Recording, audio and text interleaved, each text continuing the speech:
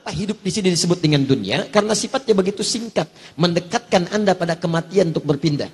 Jadi kalau Anda pindah hari, bukan semakin menjauh dari kematian, semakin dekat.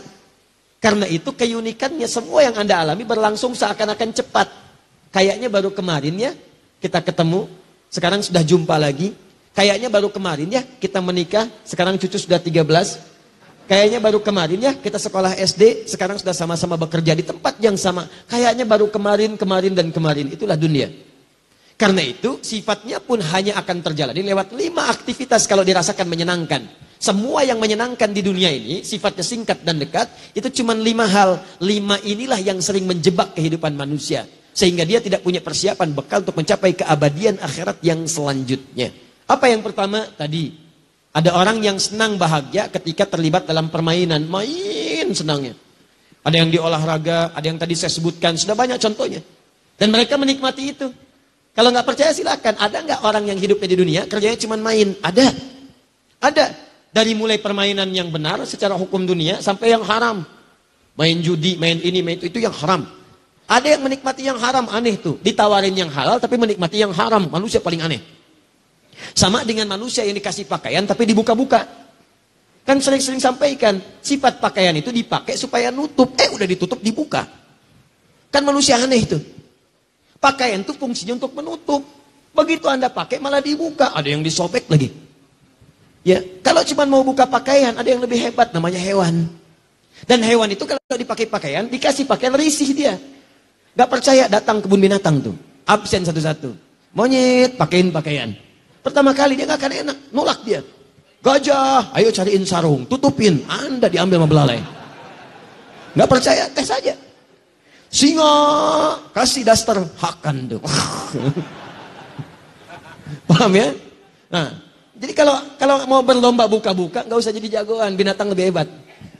Sudah, tempatkan sesuatu pada tempatnya. Dunia pun tempatkan pada tempatnya. Jangan dunia kemudian dibawa ke arah yang sifatnya sebetulnya sifat akhirat. Dibawa ke dunia yang gak akan nyambung. Sama dengan sifat dunia, mau dibawa ke akhirat, gak akan kesampean. Sifat akhirat abadi, mau ditempatkan di dunia, gak akan nyambung. Karena Anda akan meninggalkannya. Maka tidak ada yang abadi. Maka yang pertama, banyak orang terjebak pada permainan. Ini dia. Hidupnya cuma main aja. Sampai turun hadis qudsi. Qala Rasulullah sallallahu alaihi wasallam haddatsana qala Allahu azza wa jalla ibadi. Kata Rasulullah, Allah Subhanahu wa taala menyampaikan, ibadi, duhai hamba-hambaku, khalaqtuka lil ibadati fala tal'ab. Aku ciptakan kamu itu buat ibadah, jangan banyak mainnya. Sebab ibadah itu buat bekal kamu pulang. Pulang ke akhirat alamnya beda, sifatnya lain, maka nggak bisa dipakai bekal dunia. Karena alamnya lain. Anda saja di dunia punya sifat yang berbeda, tempat satu dengan yang lainnya tidak sama. Apa Anda pikir di Indonesia mau ke Amerika bisa sama keadaannya? Tidak.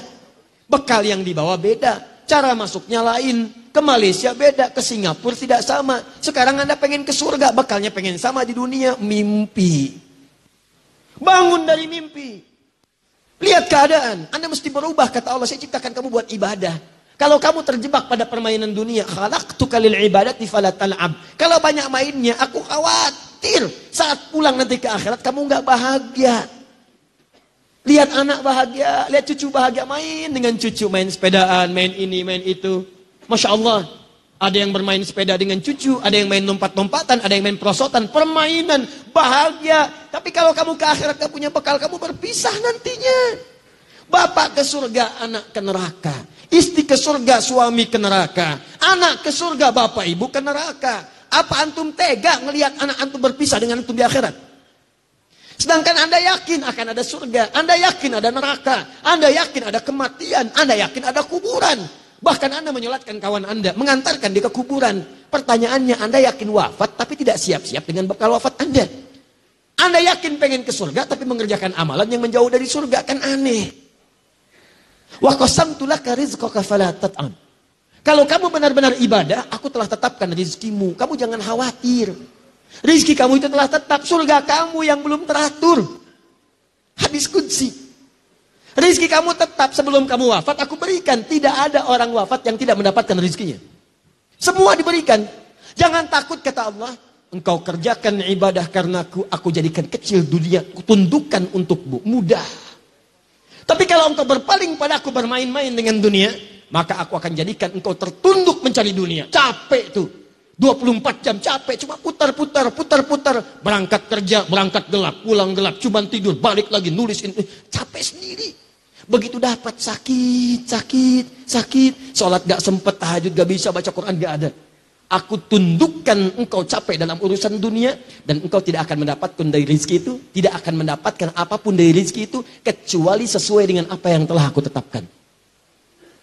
Jadi kalau saya tetapkan untukmu 1 miliar, kamu mau merangkak pun, Anda mau terus habiskan waktu untuk dunia, dapatnya cuma segini juga, nggak akan nambah, kata Allah. Nih, cukup sudah bermain. Apalagi kalau mengerjakan perbuatan yang tidak ada maknanya. Bolak-balik, lontang-lantung, tiap malam cuma pergi sini, pergi sana, lihat ini, lihat itu. Nggak ada pekerjaan yang dikerjakan, ukuran dunia pun tidak dianggap benar. Maka itu yang disebut dengan lahwun namanya. Wa minan nasi may yashri lahwal hadits liyudilla an sabilillah. Awas, innamal hayatud dunya. Awas, i'lamu annamal hayatud dunya la'ibun wa lahwun. Sesuatu yang tidak ada manfaatnya.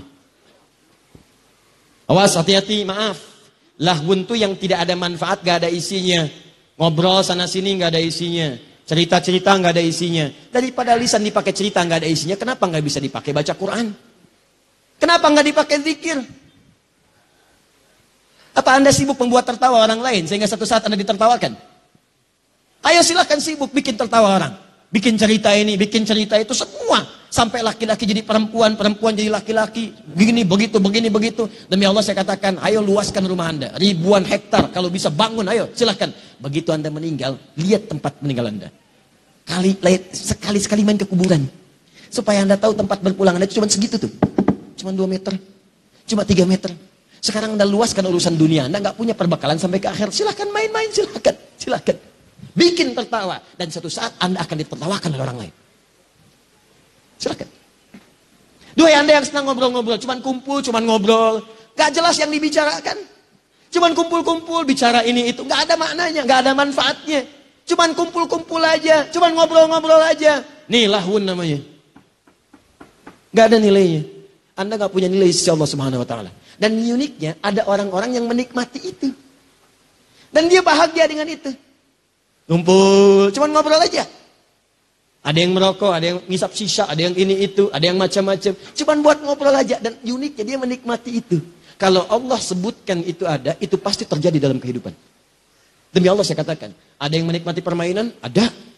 Ada yang menikmati yang seperti ini yang gak ada manfaat, banyak. Dari perempuan sampai laki-laki. Berapa banyak perempuan kumpul-kumpul cuma untuk ngobrolin orang. Dari sejak zaman dulu sampai sekarang, Bu, dari zaman Nabi Yusuf, sosialita yang senang kumpul-kumpul itu udah banyak. Apa Anda nggak baca surat Yusuf? Ketika kemudian mereka berkumpul-kumpul bikin gosip di rumah perempuan istrinya Al-Aziz itu, sampai mengatakan, duh, istri pembesar kok selingkuh ya? Cuman buat ngobrolin itu aja. Kedengaran sama pembesar, diundang, begitu diundang masuk. Yusuf keluar. Tuh, Yusuf ganteng-ganteng nabi. Orang sekarang ganteng-ganteng serigala. Bayangkan. Yusuf tuh. Dia orang dulu tuh lebih pas, orang sekarang nggak ada kreativitasnya. Keluar Yusuf, begitu keluar. Wa qulna hasya lillahi ma hadza basyara in hadza illa malakun karim. Ini sih bukan malaikat, bukan manusia. Ini bukan manusia, ini malaikat yang menyamar dalam rupa manusia.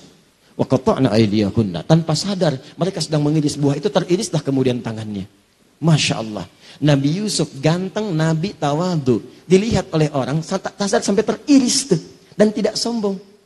Antum bukan Nabi, Rasul bukan. Ganteng antum tidak seganteng Nabi Yusuf. Ibu-ibu lihat antum gak kepleset. Kenapa antum tidak merasa dekat dengan Allah? Coba lihat. Yang mau saya sampaikan, kalau cuma kumpul-kumpul, ibu ketinggalan telat, Bu. Zaman dulu udah ada. Nabi Yusuf itu udah lama lahirnya. Udah lama. Ibrahim alaihissalam. Ibrahim melahirkan Ishak. Ishak melahirkan Yakub. Yakub melahirkan Yusuf. Di Yusuf keturunannya dari Yakub, dari Ishak, ketiga dari Nabi Ibrahim alaihissalam. Nabi Ibrahim alaihissalam ke Nabi Muhammad 30 generasi. Satu generasi bisa ribuan tahun. Muhammad bin Abdullah bin Abdul Muttalib bin Hashim bin Abdul Manaf bin Qusay bin Murrah bin Kilab bin Ka'ab bin Ghalib bin Fihir bin Malik bin Nadar bin Kinana bin Khuzaimah bin Mudrikah bin Ilyas bin Nizar bin Mudar bin Ma'ad bin Adnan bin Addi bin Adri bin Muqawwam bin Nakhul bin Tarikh bin Ya'rab bin Yasub bin Nabit bin Ismail alaihissalam bin Ibrahim alaihissalam. 30 generasi. Ulangi.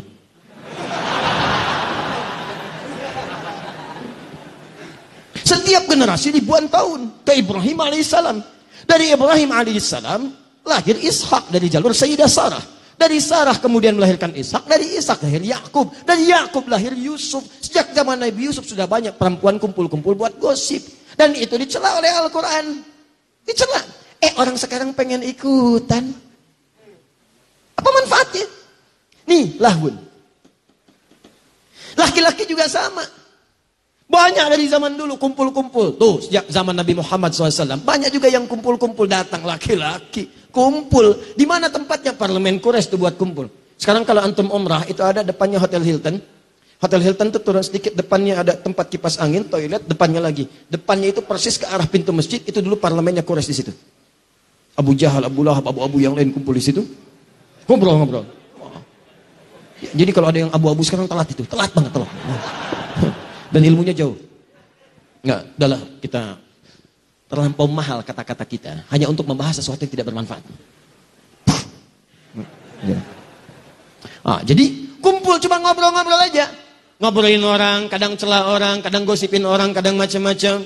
Dan itu kemudian dilarang oleh Al-Quran, turun ayat sampai Quran surah ke-49 ayat 11 sampai 12 itu. Ya ayyuhalladzina amanu la yaskhar qaumin min qaum. Hei orang-orang beriman, jangan sama dengan yang belum beriman, jangan saling celah.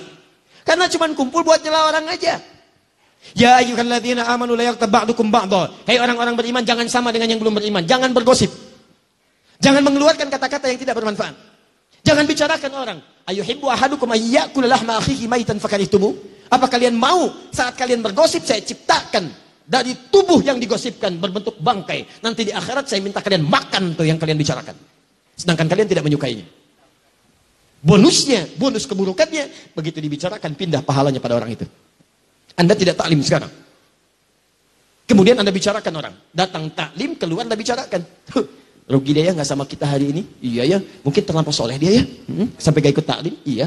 Itu begitu Anda sampaikan kalimat itu, pahala taklim Anda pindah ke orang itu. Gabung satu orang lagi. Kenapa? Itu iya nggak nyangka dia, nyangka. Pindah lagi. Di sini orang bilang, alhamdulillah saya tidak. Kenapa? Tidak seperti 3 orang itu tuh Ustadz. Mereka itu bicarain orang aja bisanya. Nggak bagus ya Ustadz ya. Memang mungkin mereka belum dapat hidayah. Pindah Pak. Pindah. Itulah namanya. Saya tanya pada Anda. Ada sekarang orang cuman kumpul-kumpul buat ngobrol yang tidak bermanfaat. Ada sampai dibikin acara. Tuh lihat di TV itu. Yang paling dahsyat itu kok bisa ada orang mau dibuka kehidupannya. Datang ke kamarnya, dibuka ini tempat tidurnya macam-macam. Wah perampok tuh seneng banget. Dibuka semuanya. Bangun jam sekian, baru bangun tidur udah kelihatan wajahnya. Apa Anda nggak punya privasi dalam kehidupan? Apa mau dibicarakan orang semuka bumi? Begitu tampil kan Anda kelihatan orang semua. Apa tidak mau Anda menjaga privasi Anda? Apa senang dibicarakan baru bangun tidur kelihatan? Ternyata ganteng-ganteng belekan ya. Ternyata tempat tidurnya pink ya. Dan seterusnya. Nih lahun. Sekarang bertransformasi jadi acara yang seakan-akan dinikmati. Dan perhatikan ratingnya tuh tinggi. Ratingnya tinggi. Berarti ada orang-orang yang salah orientasi dalam kehidupan dunianya. Dia hanya peduli dengan sesuatu yang seakan-akan nikmat. Padahal sifatnya fata morgana. Ini berbahaya. Bahaya.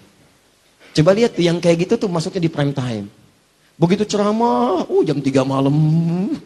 Siapa yang lihat? Kuntilanak. Ada perempuan baju putih naik delman sado kalau di Bandung. Pak, pada kemana? Cikaso. Diantarin tuh sampai di rawa-rawa dulu turun. Begitu turun ngasih 20.000 pergi orangnya. Udah jauh sekali berubah jadi daun kering.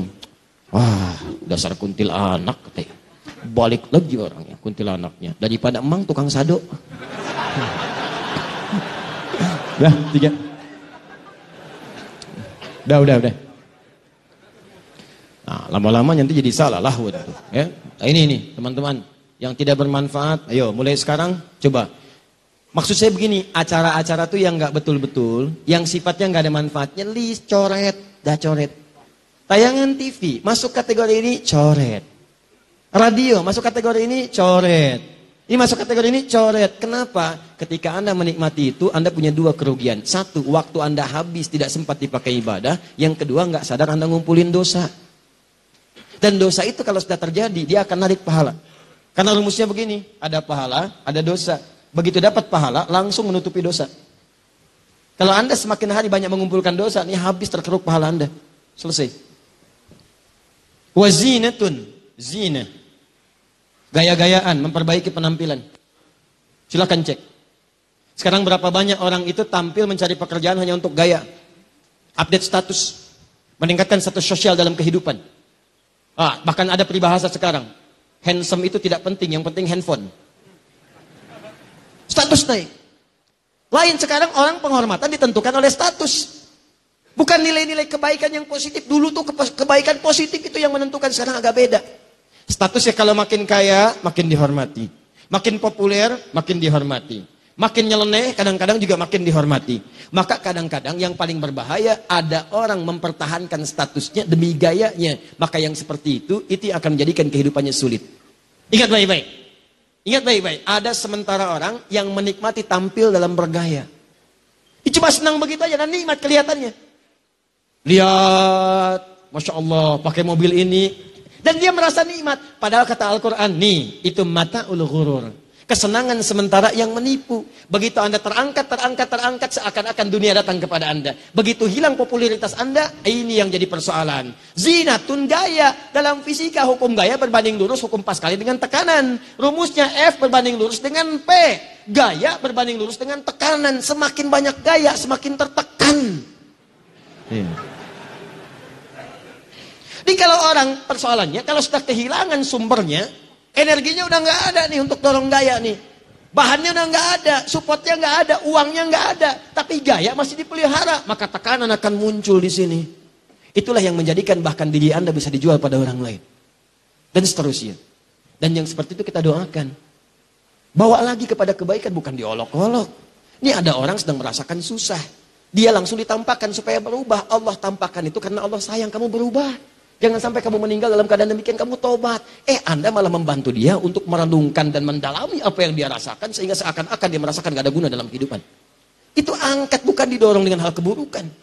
Ada yang bikin parodi, ada yang bikin jualan roti 80 juta. Apa yang udah dapat? Untuk apa? Gak ada manfaatnya. Bangun malam, sujud, mohonkan, ya Allah, jadikan si fulana mendapatkan hidayah. Ya Allah, berikan ketenangan dan berikan dia untuk berpikir supaya dia bertobat. Bantu begitu. Dan Allah a'lam, mungkin dia akan jadi perempuan paling utama di hadapan Allah ketika bertobat.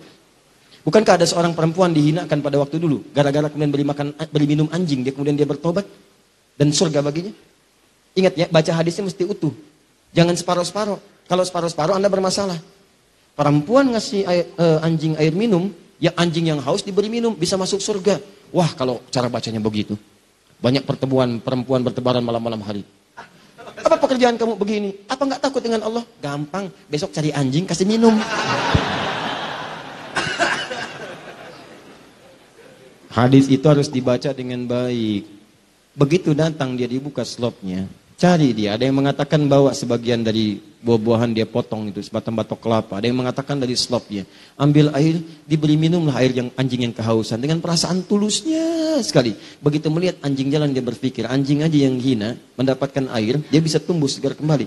Kenapa saya yang bukan binatang tidak berubah? Saya harus berubah. Saya harus semangat lagi. Maka dia bertobat di hadapan Allah. Tobatnya itu yang menggugurkan dosa-dosa dia. Pemberian minum kepada anjing dengan ikhlas menjadikan amalan baru dia. Itulah yang mengantarkan dia ke surga. Maka bantu dia untuk tobat, bantu. Doakan, dorong, sujud, minta kepada Allah. Begitu tobat, Masya Allah, berubah. Mungkin dia mulia di hadapan Allah. Boleh jadi di pasangan Anda, mungkin.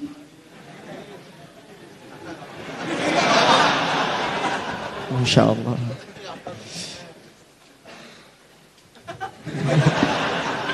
Nah ini nih, ada manusia yang senang tampil gaya dalam kehidupan. Gaya. Jadi ustadz gaya. Jelas ya? Cepat. Gak cepat nih. Jadi kalau cuma gaya-gayaan, Anda tertipu. Anda tertipu. Karena itu cuma sementara. Wa tafakhurun bainakum. Tafakhur. Saling berbangga-bangga. Tuh. Kumpul-kumpul buat bangga-banggaan aja. Update status untuk menaikkan status sosial supaya dianggap fakhr. Naik. Jadi hebat. Kuliah untuk apa? Lulus supaya dikenal. Saya IPK-nya paling bagus. Kerja untuk apa? Supaya naik status, terangkat. Maaf, dipandang hebat oleh orang. Pandang sukses oleh orang. Saya mau tanya pada Anda duhai Anda yang bekerja, maaf ya, sampai dengan sekarang, Anda bekerja itu demi memenuhi perintah Allah. Maksudnya Anda bekerja karena Allah atau karena ingin mengangkat dan merubah status kehidupan Anda? Tolong renungkan sampai sekarang. Kalau pekerjaan Anda hanya sekedar untuk mengangkat dan merubah status Anda, dan Anda tidak pernah terfikir mendapatkan ridha Allah, maka Anda sedang tertipu dengan urusan dunia. Ingat baik-baik itu. Dan semua nilai pekerjaan Anda tidak akan bernilai di hadapan Allah Subhanahu wa Ta'ala. Padahal yang paling hebat, seorang lelaki ketika dia mencari nafkah dan diniatkan karena Allah, demi Allah saya katakan, mulai setiap langkah pertamanya itu sudah dihitung sebagai pahala oleh Allah Subhanahu wa Ta'ala. Sudah ada pahalanya. Ibu juga demikian. Dan dua ayat itu digabungkan di surah yang sama, di ayat yang sama. Bahkan turunannya disebutkan, bahkan imannya dibawa. Dasarnya Quran surah keempat ayat 34, detilnya Quran surah kedua ayat 168, pembawaan iman dan pahalanya Quran surah kedua ayat 172, peningkatan takwanya di Quran surah ketujuh ayat 96. Itu janji Allah. Kalau Anda benar mengerjakan itu, bukan cuma dicatat sebagai pahala. Kata Allah, jangankan kamu keluar menginjakan kaki, sebelum berangkat saya datangkan rezeki ke tempatmu. Tuh, kurang apa lagi? Kelima, watakathurun fil amwali wal aulad. Ini yang paling banyak, nomor 5 ini. Kehidupan di bumi itu merasa seakan jadi bahagia, di dunia itu terasa sekarang mengembirakan, yarhamukallah, menyenangkan. Kalau apa? Kalau harta itu bisa bertambah. Keturunan itu bisa bertambah. Harta dan keturunan. Lomba nih. Harusnya lombanya urusan akhirat, nih lombanya memperbanyak harta urusan dunia. Takathur. Memperbanyak. Fil amwal, harta. Silahkan cek ya. Maaf sekali, yang ini lebih banyak sekarang nih. Hampir semua profesi. Silahkan cek. Yang kerja ngumpulin harta.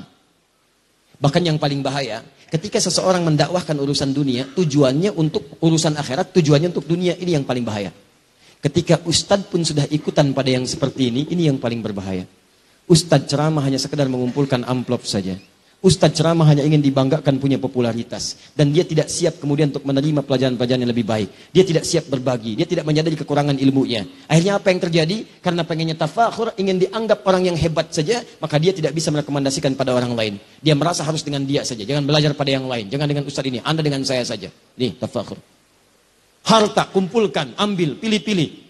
Kalau kira-kira kasih amplopnya besar, datang. Sampai muncul istilah di ilmu hadis. Kalau amplopnya tebal, itu sahih. Amplopnya lemah, itu dhaif. Kalau amplopnya sedikit tapi banyak dari berbagai hal, sahih li ghairihi. Yang bahaya. Sampai muncul istilah da'i seperti air. Air itu dibagi 3. Ada air hujan, kemana-mana tuh datang. Itu semua tuh dihujanin tuh. Gak peduli mau rumput, mau mawar, semua datang. Itu yang bagus. Sana sini datang, gak peduli dia. Mau dikasih urusan dulu, gak ada. Karena kontraknya dengan Allah, bukan dengan manusia. Manusia itu kecil lah. Karena nilainya.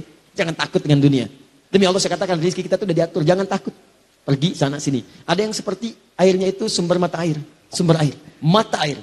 Dia udah nggak bisa kemana-mana, cuman orang datang ke situ. Datang, minta sanad, minta ini, minta itu, masya Allah. Itulah sumber air, mata air. Yang ketiga itu yang paling bahaya, ulama air pam. Dai air pam, yang kalau nggak dibayar, rekeningnya nggak muter. Kerannya nggak muter tuh, kerannya nggak muter. Ini yang bahaya. Nah, sekarang coba renungkan, betapa banyak orang merasa bahagia karena hartanya itu terkumpul banyak. Sekarang ukuran bahagia harta. Sekarang ukuran bahagia kalau punya pasangan yang ideal, muncul di majalah, diupdate, dilihat, kelihatannya ini yang paling bagus, senang, sehingga punya keturunan, itu kan? Yang paling membahagiakan ketika Anda kepelaminan, wal aulad. Bagaimana bisa punya aulad kalau nggak ada pasangan? Yang membahagiakan ketika Anda punya status, handphone baru, rumah baru, mobil baru, foto, ceklik, update. Sekarang begitu. Itu fata morgana. Itu fata morgana. Bahkan ada yang sudah paham fata morgana, masih diupload juga. Ceklik di fotonya. Mobil baru walaupun cuma Fata Morgana. Susah manusia begitu.